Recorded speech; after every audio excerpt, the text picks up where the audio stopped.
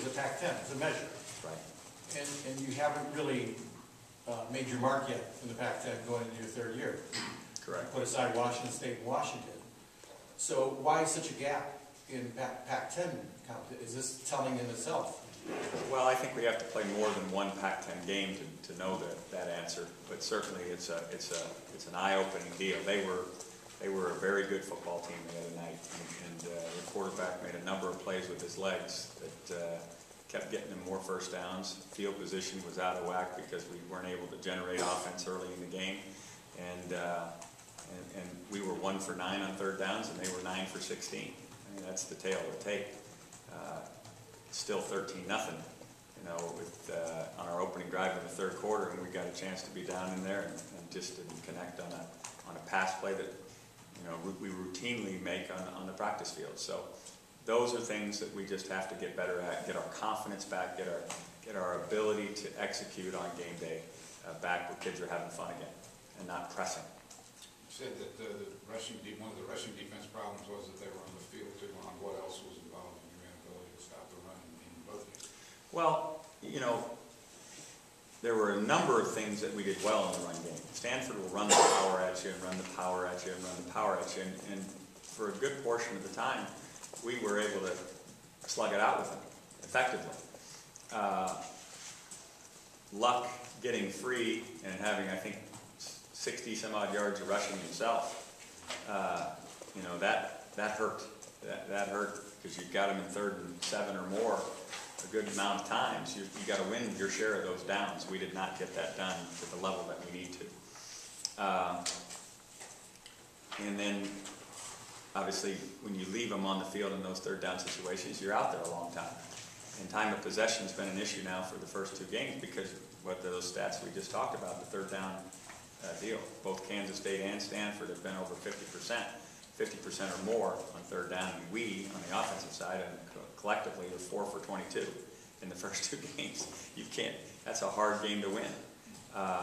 We've got to make sure that we don't point fingers. Our defense doesn't look at our offense and play the blame game. But we're still early enough in the season, and in my meeting with the team yesterday, I believe we're as committed as we ever were to fixing it. And so it's an exciting challenge. It's certainly not where we envisioned ourselves being, not where we wanted to be, but you get in this game, you've been around this game long enough, you know that sometimes you got to pick yourself up in these situations, and you got to look forward to the chance to do just that. You anticipate any kind of more competition for maybe lineup changes or coming up? We need a lot of competition. We need competition. We need guys chomping at the bit to get into the game, but not so much coming to my office and talking about it, but showing it on the practice field. And I haven't had anybody come to my office. I'm just saying, instead of we need guys to really intensify the practice field. That's the best way to get better, and we're going to get that started as soon as tomorrow. Rick, how much is it concerning when a quarterback takes the field and says he wasn't sure if he was really mentally prepared to go out there? I wasn't aware that he had said that. There was a quote in one of the papers today where he said, I guess I wasn't ready to go out there. It was just lamenting after the game? Or? Yeah, I think that's what he meant. I mean, obviously you can ask Kevin, and I'll be happy to ask him for you. But I will tell you this: in the pregame warm-up, he was as sharp as he's been.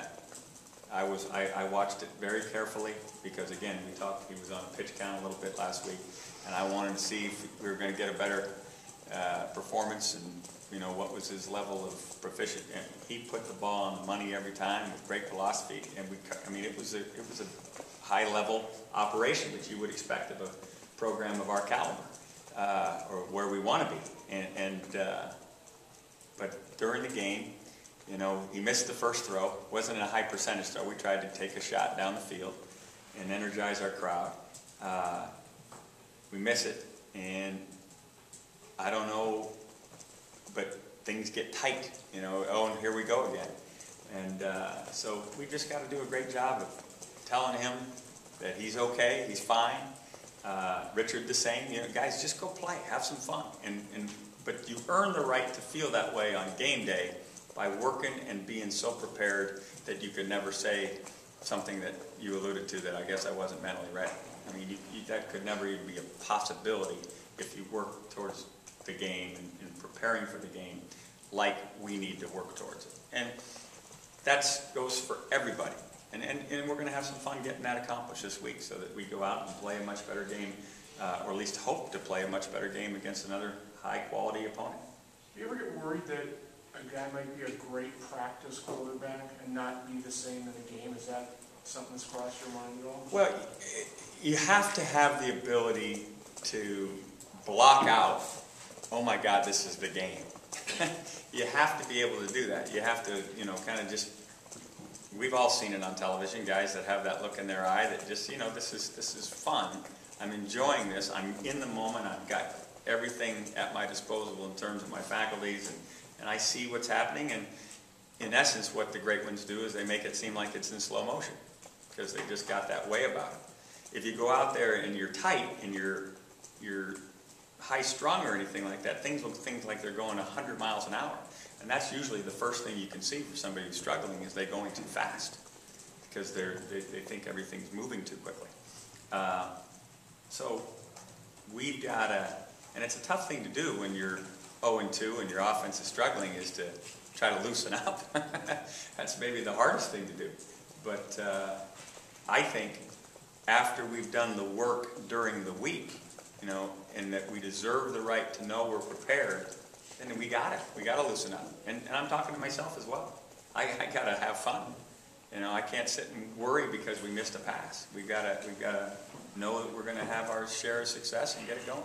It's been a tough 2 weeks, but this job has got to be enjoyable because you've done everything you can to prepare, and then you got to go enjoy the competition. And we got to find a way to get it done. And I'm looking forward to enjoying it more. Does 35-0 speak to a gap in talent? On that particular night it did. They executed and we didn't. But if you watch it closely, we weren't getting pushed around. Certainly their offensive line is a very, very talented group. And the quarterback, as I said, made a number of plays with his legs. But everywhere else, talent was, very equal, very equal. We've got to, find a little bit more big play in our arsenal. Some chances to make plays down the field and so forth.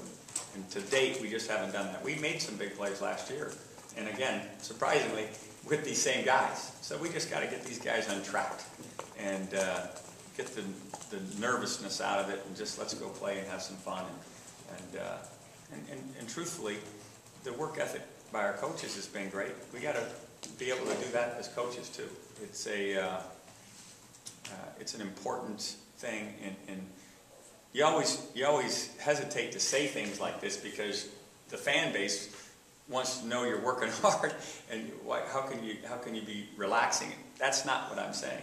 What I'm saying is we've got to earn the right to be more relaxed, to execute to the level we're capable of on game day by the work we put in up to that point, so that we can be comfortable that we are ready. Just go out and have some fun. Coach, do you think you've been attempting enough big plays? You said you need